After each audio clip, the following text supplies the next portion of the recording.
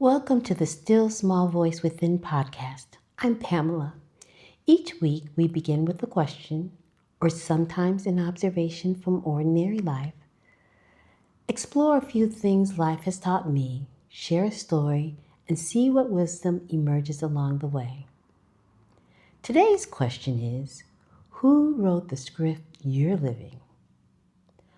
What if the greatest danger isn't that we're asleep, but that we don't realize we're asleep? I spent a good deal of my life thinking about this question. Not because I think I'm fully awake, actually, the opposite. The more I pay attention, the more I realize how easy it is to move through life on autopilot, accepting inherited assumptions, repeating familiar patterns, and mistaking familiarity for choice. Here are a few things life has taught me about waking up. First and foremost, we all inherit a script before we ever write our own. Long before we're old enough to choose, we absorb ideas about who we are, what matters, how life works, and what success looks like.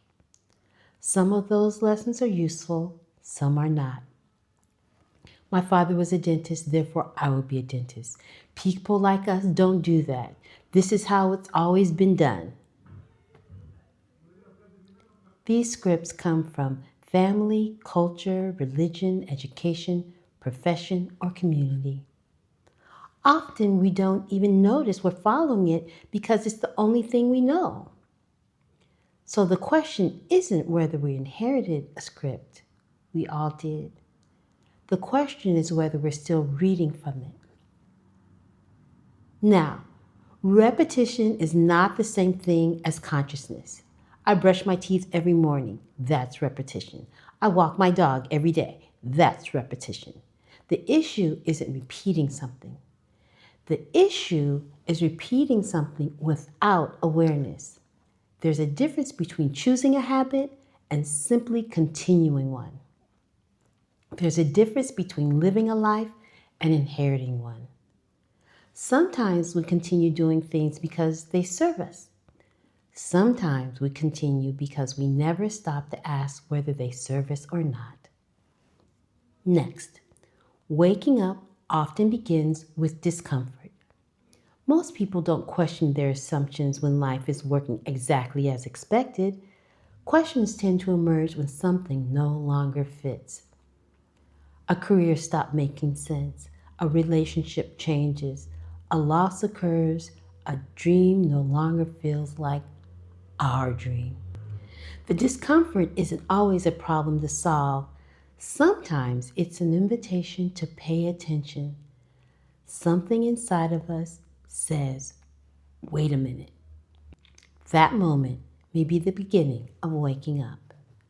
And when that happens, consciousness requires curiosity. One of the simplest questions we can ask is why?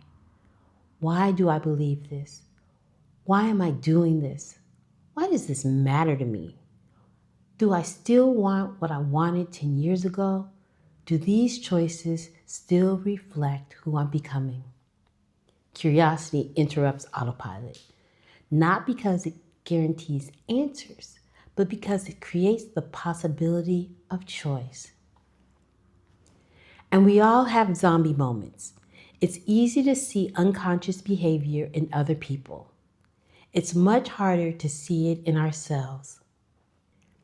The assumptions we never question, the stories we keep repeating, fears that quietly make decisions on our behalf. The goal isn't to eliminate every unconscious pattern. The goal is simply to notice them.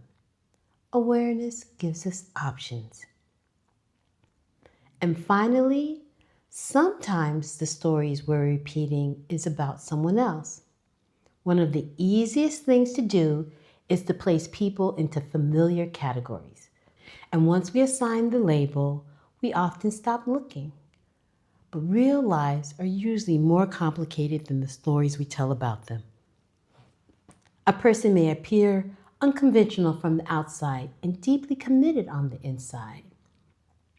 Another may seem successful while really living someone else's dream, and someone else may seem lost while quietly building a life that is uniquely their own. Part of waking up is recognizing how often we mistake our assumptions for reality. It's so easy to forget that different people stand on different parts of the bridge. Curiosity helps us see people as they are rather than as we expect them to be. I used to joke about zombies, not the movie kind, the everyday kind. The people who seem to be moving through life without asking whether they're living the life they actually want. And as quiet as it's kept, there have been many a day I wished I were a zombie too. Their lives seem so much easier, so much clearer, more acceptable, easier to navigate. Someone stays in a career because that's what they've always done. Someone remains loyal to an idea that they no longer believe because questioning it feels uncomfortable. Clearly, I thought zombies were other people. Then life decided to show me that it had a sense of humor, because the longer I paid attention, the more I realized I wasn't exempt. There were assumptions I had inherited, stories I had accepted, ideas I had outgrown, patterns I had repeated simply because they were familiar. And I began to notice something. Waking up wasn't a single event, it was a process. A question here, a realization there, a moment when something no longer fit, a willingness to examine what I had previously taken for granted revealed that zombies weren't out there, they were everywhere, including in me. And once I saw that, I began to notice something else. The stories I told about other people weren't always accurate either. That's where the metaphor changed. The goal wasn't to defeat the zombies. The goal was to wake up.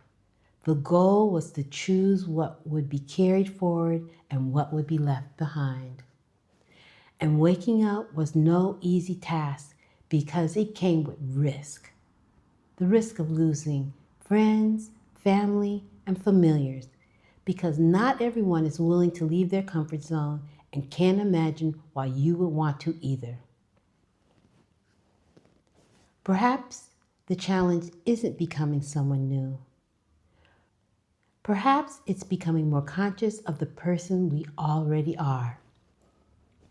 Noticing the assumptions, questioning the inherited script, choosing rather than simply repeating. Because a life can look successful on the outside and still be lived on autopilot. A life can look uncertain from the outside and be deeply awake and fulfilling. Maybe the question isn't, am I doing this right? Maybe the question is, am I choosing it? And if the answer is yes, then perhaps we're already more awake than we realize. Not perfect. Perfect isn't the goal. Not finished. Finished isn't the goal. Just a little more conscious than yesterday.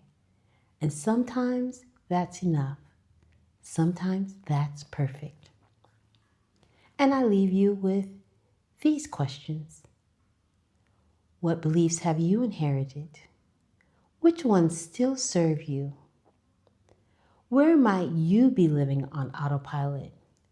And what would waking up look like for you? Don't worry if an answer doesn't come right away.